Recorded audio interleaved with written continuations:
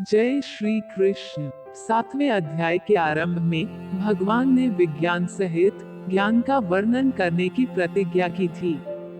उस अनुसार उस विषय का वर्णन करते हुए आखिर में ब्रह्म, अध्यात्म, कर्म, अधिभूत, अधिदैव और अधियज्ञ सहित भगवान को जानने की और अंतकाल में भगवान के चिंतन की बात कही है। फिर 8वें अध्याय में विषय को समझने के लिए 7 प्रश्न किए।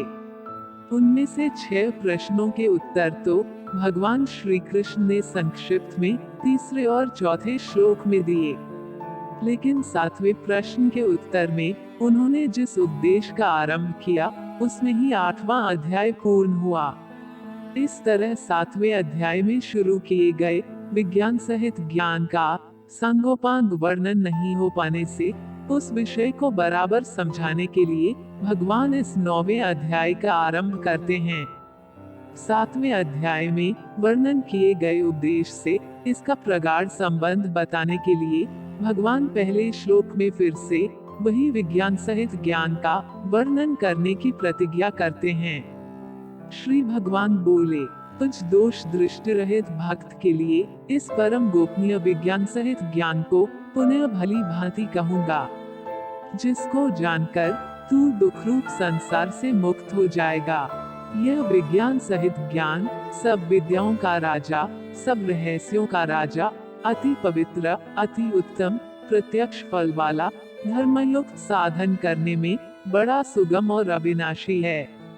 हे परंतप, इस उपर्युक्त धर्म में श्रद्धा रहित पुरुष मुझको न प्राप्त होकर मृत्यु रूप संसार चक्र में भ्रमण करते रहते हैं। मुझ निराकार परमात्मा से यह सब जगत जल से, बर्फ से सदृश परिपूर्ण है और सब भूत मेरे अंतर्गत संकल्प के आधार स्थित हैं, किंतु वास्तव में मैं उनमें स्थित नहीं हूँ। वे सब भूत मुझ में स्थित नहीं हैं, किंतु मेरी ईश्वरीय योग शक्ति को देख कि भूतों को धारण पोषण करने वाला और भूतों को उत्पन्न करने वाला भी मेरा आत्मा वास्तव में भूतों में स्थित नहीं है। जैसे आकाश से उत्पन्न सर्वत्र विचरने वाला महान वायु सदा आकाश में ही स्थित है, वैसे ही मेरे संकल्प द्वारा उत्पन्न होने से संपूर्ण भूत मुझ में स्थित हैं, ऐसा जान।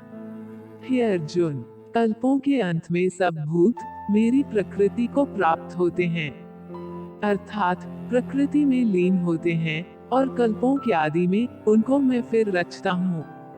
अपनी प्रकृति को अंगीकार करके स्वभाव के बल से परतंत्र हुए इस संपूर्ण भूत समुदाय को बार बार उनके कर्मों के अनुसार रचता हूँ। हे अर्जुन, उन कर्मों में आसक्ति रहित और उदासीन के सदृश स्थित मुझ परमात्मा को वे कर्म नहीं बांधते। हे अर्जुन, मुझ अधिष्ठाता के सकाश से प्रकृति चराचर सहित सर्व जगत को रचती है और इस हेतु से ही यह संसार चक्र घूम रहा है। मेरे परम भाव को न जानने वाले मूढ़ लोग मनुष्य का शरीर धारण करने वाले मुझ संपूर्ण भूतों के महान ईश्वर को तुच्छ समझते हैं, अर्थात अपनी योग माया से संसार के उद्धार के लिए मनुष्य रूप में विचरते हुए मुझ परमेश्वर को साधारण मनुष्य मानते हैं। वे व्यर्थ आशा, व्यर्थ कर्म और व्यर्थ ज्ञान वाले विक्षिप्त चित्त अज्ञानी जन राक्षसी, आसुरी और मोहिनी प्रकृति को ही धारण किए रहते हैं। परंतु हे कुंती पुत्र, दैवी प्रकृति के आश्रित महात्मा जन मुझको सब भूतों का सनातन कारण और नाशरहित अक्षर स्वरूप जानकर अनन्य मन से युक्त होकर निरंतर भजते हैं। वे दृढ़ निश्चय वाले भक्त जन निरंतर मेरे नाम और गुणों का कीर्तन करते हुए तथा मेरी प्राप्ति के लिए यत्न करते हुए और मुझको बार बार प्रणाम करते हुए सदा मेरे ध्यान में युक्त होकर अनन्य प्रेम से मेरी उपासना करते हैं। दूसरे ज्ञानयोगी मुझ निर्गुण निराकार ब्रह्म का ज्ञान यज्ञ के द्वारा अभिन्न भाव से पूजन करते हुए भी मेरी उपासना करते हैं और दूसरे मनुष्य बहुत प्रकार से स्थित मुझ विराट स्वरूप परमेश्वर की पृथक भाव से उपासना करते हैं।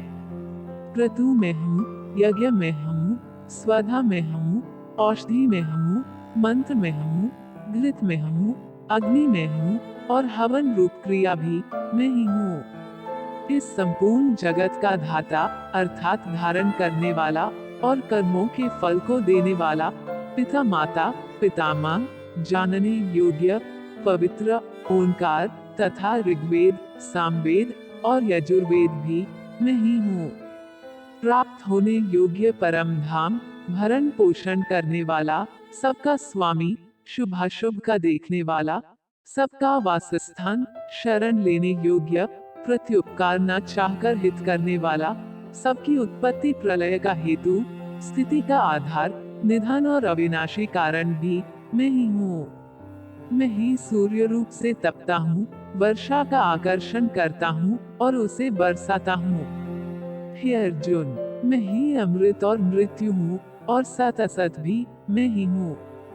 तीनों वेदों में विधान किए हुए सकौम कर्मों को करने वाले सोम रस को पीने वाले पाप रहित पुरुष मुझको यज्ञों के द्वारा पूजकर स्वर्ग की प्राप्ति चाहते हैं।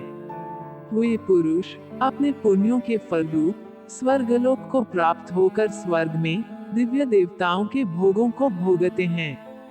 वे उस विशाल स्वर्गलोक को भोगकर पुण्य क्षीण होने पर मृत्युलोक को प्राप्त होते हैं।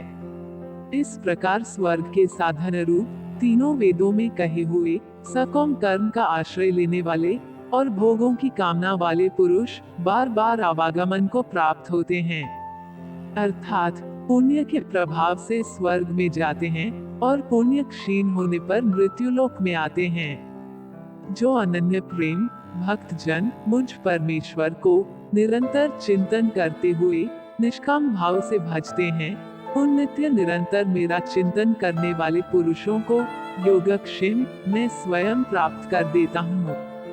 हे अर्जुन, यद्यपि श्रद्धा से युक्त जो सकौम भक्त दूसरे देवताओं को पूजते हैं, वे भी मुझको ही पूजते हैं, किंतु उनका पूजन अविधि पूर्वक अर्थात अज्ञान पूर्वक है, क्योंकि संपूर्ण यज्ञों का भोक्ता और स्वामी मैं ही हूँ।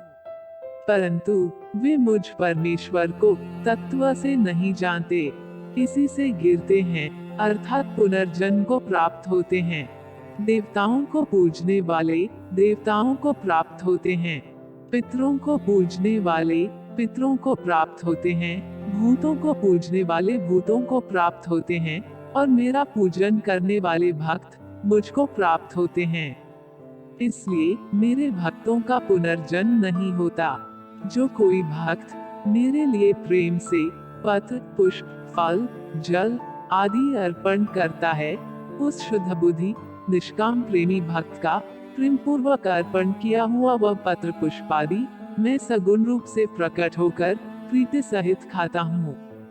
हे अर्जुन, तू जो कर्म करता है, जो खाता है, जो हवन करता है, जो दान देता है और जो तप करता है, वह सब मुझे अर्पण कर। इस प्रकार जिसमें समस्त कर्म मुझ भगवान के अर्पण होते हैं, ऐसे संन्यास योग से युक्त चित्त वाला तू शुभाशुभ फल रूप कर्म बंधन से मुक्त हो जाएगा और उनसे मुक्त होकर मुझको ही प्राप्त होगा। मैं सब भूतों में संभाव से व्यापक हूँ, न कोई मेरा अप्रिय है और न प्रिय है, परंतु जो भक्त मुझको प्रेम से भजते हैं वे मुझ में हैं और मैं भी उनमें प्रत्यक्ष प्रकट हूँ। यदि कोई अतिशय दुराचारी भी अनन्य भाव से मेरा भक्त होकर मुझे भजता है, तो वह साधु ही मानने योग्य है, क्योंकि वह यथार्थ निश्चय वाला है, अर्थात उसने भली भांति निश्चय कर लिया है कि परमेश्वर के भजन के समान अन्य कुछ भी नहीं है। वह शीघ्र ही धर्मात्मा हो जाता है और सदा रहने वाली परम शांति को प्राप्त होता है। हे अर्जुन, तू निश्चय पूर्वक सत्य जान कि मेरा भक्त नष्ट नहीं होता। हे अर्जुन, स्त्री वैश्य शूद्र तथा पाप्योनी चांडाल आदि जो कोई भी हो, वे भी मेरे शरण होकर परम गति को प्राप्त होते हैं। फिर इसमें तो कहना ही क्या है, जो पुण्यशील ब्राह्मण तथा राजर्षि भगवान मेरी शरण होकर परम गति को प्राप्त होते हैं। इसलिए तू सुख रहित और क्षण भंगुर इस मनुष्य शरीर को प्राप्त होकर निरंतर मेरा ही भजन कर। मुझ में मन वाला हो, मेरा भक्त बन, मेरा पूजन करने वाला हो, मुझको प्रणाम कर।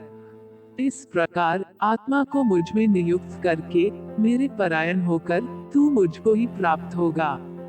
इस प्रकार उपनिषद, ब्रह्म विद्या तथा योग शास्त्र रूप श्रीमद् भगवद गीता के श्री कृष्ण अर्जुन संवाद में राजविद्या राजगुह्य योग नामक 9वां अध्याय संपूर्ण हुआ। जय श्री कृष्ण।